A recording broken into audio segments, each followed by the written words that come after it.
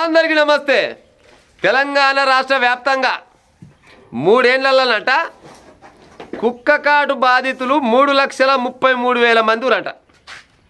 3,33,000 మందిని కుక్కలు గరిచినాయంట. 36 మంది చచ్చిరట. చూడు ఈ కుక్కలు నాశనం అయిపోయి. మరి కుక్కల వల్ల మరి ఎంతమందికి పాయిదుందో నాకైతే తెలియదు, కానీ లుక్సానే ఎక్కువ పాడైంది. ఇప్పుడు జర్రంతా చెప్తేనే వికారంగా ఉంటుంది, కానీ సంక్రాంతి ముందల ఇంటి ముందల గొబ్బెమ్మలు పెడతాం, అదొక అందంగా ఉంటుంది. కానీ ఇవాళ తెల్లారి లేస్తాల కల్లా సాంపి చల్దామంటే ఇంటి ముందల కుక్కలు చెండాసు ఉంటున్నాయి. ఉంటలేవా ప్రజలారా? మరి ఏమక్కడికి కుక్కలు పాడైపోను. ఇక గీ ప్రభుత్వాల లెక్కనే ఆపద నుంచి భూమి పుట్టిన కాలం నుంచి అందరికి గిట్నే అనుకుంటే మనుషులకంటే 100 రెట్లు కుక్కలే ఉండు. ఒక కుక్కకేమో 7, ఒక కానుపుకి 7 పిల్లలు పుడతాయి. 2 కానుపులు అవుతాయి. 2 కానుపులకి ఎంత 14 పిల్లలు అవుతాయి. మరి సంవత్సరానికి ఒక కుక్క 14 పిల్లలు పెడితే మనుషులకైతేనేమో 2 పిల్లలు కాగానే కుటుంబ నియంత్రణ ఉంటుంది. పట్టుకపోయి కుటుంబ నియంత్రణ చేస్తారు, అదో లెక్క.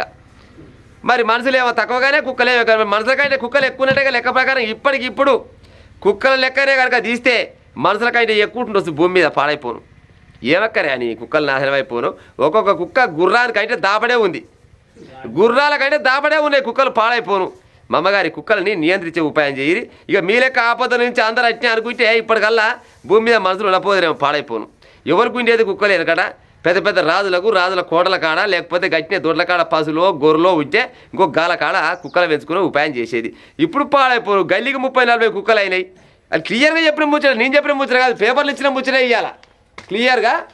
3 ఏళ్లలో కుక్క కాడు బాధితులు 33 లక్షల మంది, 36 మంది చచ్చిపోయారు. మా అమ్మగారి తెలంగాణ రాష్ట్ర ప్రభుత్వం వాళ్ళు ఈ కుక్కలను నియంత్రించే ఉపాయం చేయరు. లేకపోతే ఓ పని చేయరు, మీరు కుక్కలను నియంత్రించకుంటే ఆ పట్టణం కొనవై మీ ఇళ్ళలో చదువుకునే ఉపాయం చేయరు. ఊళ్ళల్లో బుడబుడ పొరగాలని బయలుకు పోయే పొరగాలని కరిసి చంపుతున్నాయి మా అమ్మగాని.